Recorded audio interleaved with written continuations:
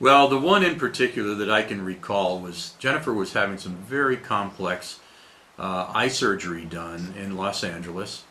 And when they were through with the surgery, and the surgery was to correct some visual abnormalities of one eye that was looking off in one direction and another eye looking in another direction. And when they completed the surgery and they had Jennifer stand up and walk, she walked like she was a drunken sailor. And so they were thinking, well, head injury, it could be cerebellar problems, it could be this, it could be that. And so Jennifer and her mother came down to San Diego to see me, and I took a look at the situation, and Jennifer's eyes were coming around from the surgery she had.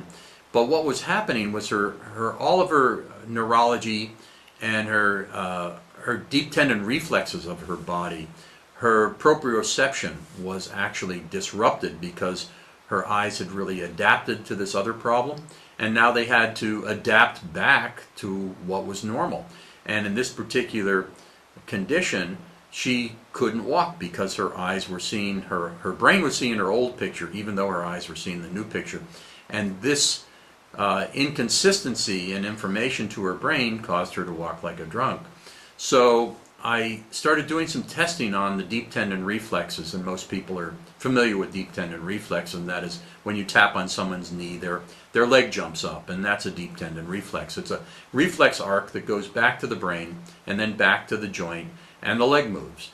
And so what we did was we at that point we used a rubber hammer to do it, a percussion hammer that's used like when you go to the doctor and they tap on the tendon on your knee. And what we did was we started doing it on every joint in her body.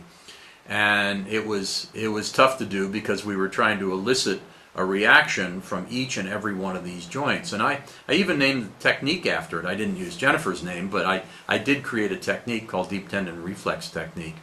And what we were able to do at the end of the day was she walked straight as an arrow up and down the hallway.